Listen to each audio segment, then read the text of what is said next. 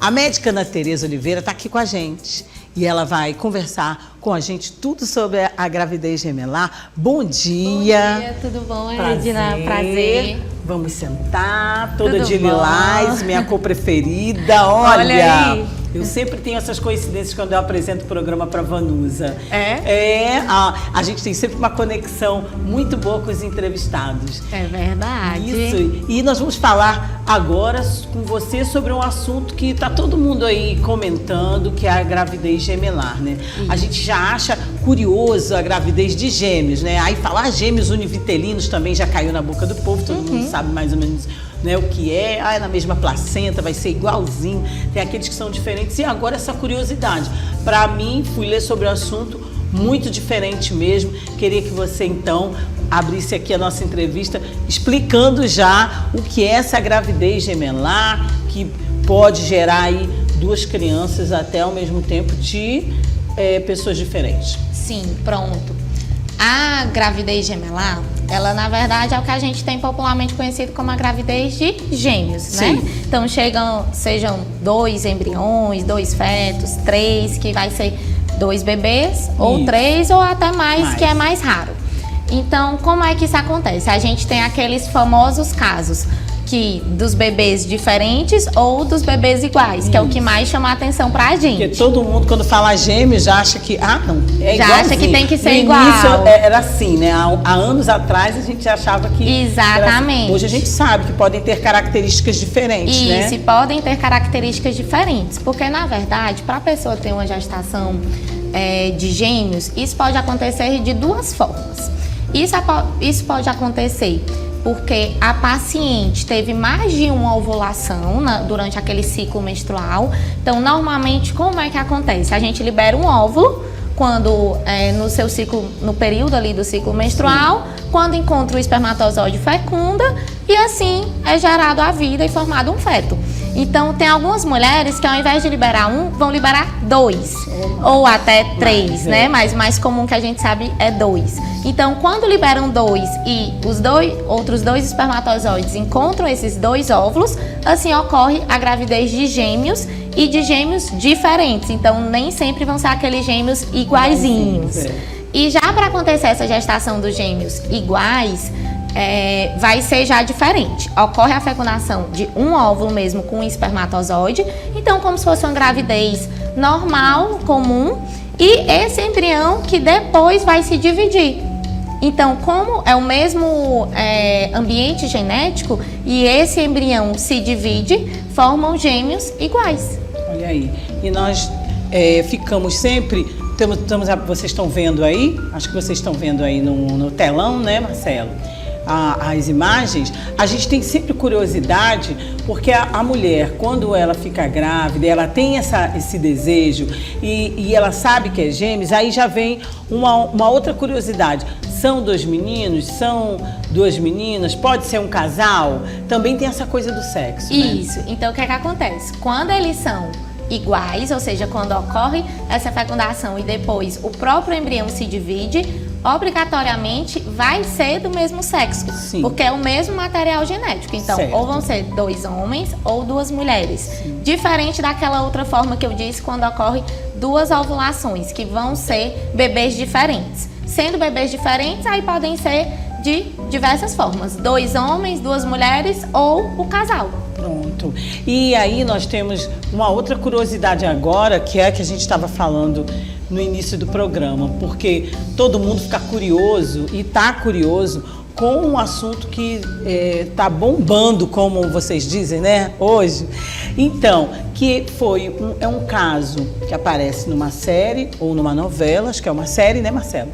Em que a mulher engravidou de pessoas diferentes, né, e foi no mesmo período e ela achava que estava grávida de gêmeos daquele homem. Sim. E, na verdade, ela conseguiu ficar grávida de 2 homens diferentes. Então, isso aí é assim, uma curiosidade muito grande, porque é muito raro, né, doutora? Já pode ser. Muito raro. Então, é realmente aí cerca de menos até que 1%, é bem raro. Mas, realmente pode acontecer, nesse caso que eu disse, se a mulher liberar mais de um óvulo por ciclo menstrual, pode acontecer de um óvulo ser fecundado por um espermatozoide de uma pessoa e outro óvulo que ainda está lá ativo ser fecundado por outro espermatozoide de outro parceiro, dependendo do tempo aí que ela teve a relação sexual. Então, apesar de ser bastante raro, realmente pode acontecer esse caso que está todo mundo comentando. Isso. Bom, e para quem não... porque a gente sabe que tem a reprodução, né? Sim. A gente sabe que também hoje nós podemos, através de um tratamento para aquelas mulheres que têm mais dificuldade de ter filhos, faz o tratamento, pode engravidar e há anos atrás, normalmente, as mulheres engravidavam, tinham 2, 3, até mais filhos, né? Continua essa tendência e como é essa reprodução? Então, como é que isso acontece dentro da reprodução humana? Na reprodução humana, existe realmente uma maior chance de você ter gêmeos. Essa probabilidade é bem mais aumentada do que naquelas pacientes que tentam gestação natural. Então, quem está tentando gestação natural tem cerca aí de 1,5% até no máximo 3% de chance de uma gravidez de gêmeos. Também depende ali da história da família, né? Isso então, que eu ia te perguntar, a família influencia? Porque a gente conhece famílias que têm, né, vários gêmeos. Isso. A família influencia, principalmente naqueles casos dos gêmeos que eu disse diferentes. Sim. Nos casos dos gêmeos iguais, não influencia. Mas no caso dos gêmeos diferentes, influencia porque vem uma história familiar, caráter genético, de estimular essa paciente a liberar mais de um óvulo. Então, são algumas características que podem ser passadas de mãe para filha, né, de caráter mesmo familiar, que vai facilitar, estimular essa liberação de mais de um óvulo por mês. Então, sim, a família influencia, mas principalmente nesses casos dos gêmeos diferentes. Certo. E como é que está aqui no Piauí, diante dos seus estudos também, a reprodução humana no nosso país? A reprodução humana, graças a Deus, tem avançado bastante em relação a isso. E a gente tem realmente uma maior probabilidade de ter filhos gêmeos pela reprodução. Isso acontece principalmente pelo fato que na reprodução a gente consegue fazer uma transferência de mais de um embrião. Como é que isso funciona na prática? Sim. Hoje em dia, pelo Conselho Federal de Medicina, a gente tem algumas regras. Então, pacientes até 37 anos que estão fazendo tratamento de reprodução assistida, a gente pode transferir até 2 embriões. E pacientes com mais de 37 anos, a gente pode transferir até 3. Certo. Mas, se esses embriões eles já são geneticamente estudados, a gente já sabe que são embriões de boa qualidade, o bebê ele tem uma formação legal, a gente só pode transferir 2, independente da idade. E assim, apesar dessas regras, hoje em dia, na prática médica, raramente transferimos mais que 2 embriões. Normalmente são Isso, 2, né? porque hoje em dia as técnicas já avançaram muito, a gente já consegue escolher de uma melhor forma o embrião, saber se esse embrião é geneticamente adequado ou não. E assim foi diminuindo aquela história que tínhamos antes de transferir 3, 4 embriões. Muitos, né? Até porque a gestação de gêmeos tem também riscos associados, muitos riscos. Então a gente não queremos evitar uma gestação de 3 ou mais bebês pelos riscos. Falando em riscos, tem mulheres, né, que já têm comorbidade, já têm problema de pressão alta, já tiveram alguma gravidez mais delicada. E aí, se ela quiser ter gêmeos, se ela quiser fazer a reprodução humana, quais são os riscos que ela corre? É uma mulher que já teve problemas ou que já tem comorbidades, doutora? Olha, cada caso a gente avalia de forma individual. Sim. Então, apesar dessas regras que existem no Conselho Federal de Medicina, a gente, cada caso a gente tem também a nossa orientação médica. Se a gente acha que é mais adequado transferir 1 ou 2 embriões, porque tem pacientes com maior risco, então pacientes que têm trombofilias ou outras doenças que vão complicar ainda mais a gestação, porque a gestação de gêmeos, só por ela mesma, ela já é uma gestação de alto risco. Sim. Então isso é muito importante a gente ressaltar, e tem mais complicações associadas. Que complicações são essas? Então, a gestação de gêmeos, ela tem maior chance de abortamentos espontâneos, tem maior chance de pré-eclâmpsia, que também está um assunto bastante falado hoje em dia, que é a famosa hipertensão, pressão alta na gestação, maior risco de desenvolver também diabetes na gestação, tem um descolamento prematuro de placenta, que é aquele sangramento na gestação que pode complicar também. Pode ter restrição do crescimento do bebê, o bebê ficar muito pequenininho na barriga. E uma complicação que é bastante comum é a prematuridade, ou seja, aqueles bebês nascerem antes do tempo, que isso traz bastante complicações fetais, muitas vezes precisam ficar muito tempo internados na UTI, trazendo algumas complicações.